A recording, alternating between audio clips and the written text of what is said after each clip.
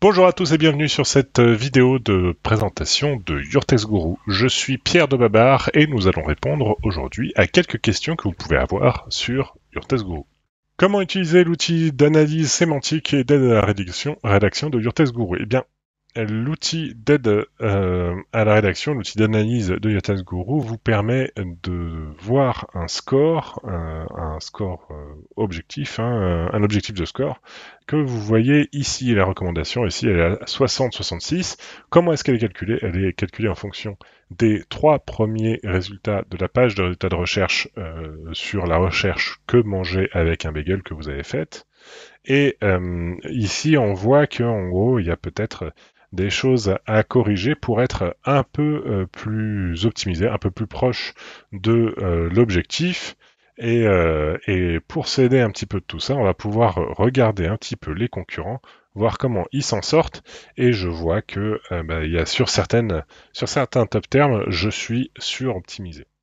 Alors, bien évidemment, la suroptimisation, c'est pas forcément un énorme problème. Ici, pour 5 points, on n'est pas très loin de l'objectif, donc euh, il suffit de réduire un petit peu et ça devrait aller bien.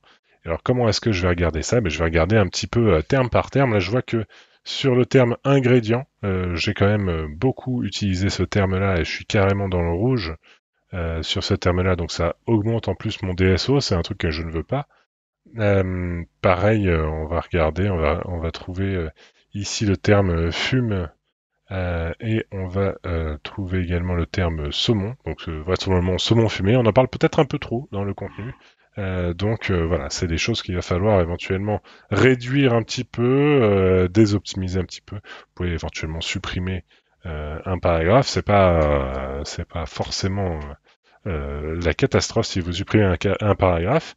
Et puis après, une fois que vous avez ce score d'optimisation, ce score de danger qui sont dans les clous, eh bien, il y a aussi autre chose qu'il faut voir. Eh bien, vous voyez qu'ici, il y a une démarcation entre la gauche, donc les 20 termes les plus importants, et la droite, les 30 termes d'enrichissement et de contextualisation. À gauche, c'est normal que vous soyez bien optimisé en fait sur ces termes-là. À droite, ce sont des termes qui sont toujours importants certes, mais ici vous ne voulez pas forcément être toujours au-dessus du bleu sur chacun des termes.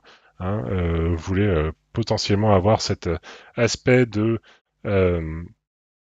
montagne russe, on pourrait qualifier ça comme ça. Voilà, votre objectif, c'est la forme de la courbe sur la deuxième partie. En tout cas, sur la première partie, c'est l'optimisation des termes. Votre score qui doit atteindre la recommandation et votre danger qui ne doit pas dépasser la recommandation. Et ensuite, sur la partie droite de la courbe, c'est la forme de la courbe qui va être importante. Voilà, c'est comme ça qu'on utilise l'outil d'analyse sémantique. Une fois que vous avez rédigé votre contenu, que vous avez optimisé votre contenu, vous allez pouvoir éventuellement demander la validation si vous êtes un rédacteur et si vous dépendez d'un responsable éditorial. Mais une fois que c'est fait, eh bien, n'hésitez pas à passer au contenu suivant et donc du coup à faire vos optimisations avec Your Test Guru. C'est fini pour cette vidéo, je vous remercie de l'avoir regardée, je vous dis à très bientôt et bon courage pour vos analyses sémantiques avec Your Test Guru. Bonne journée.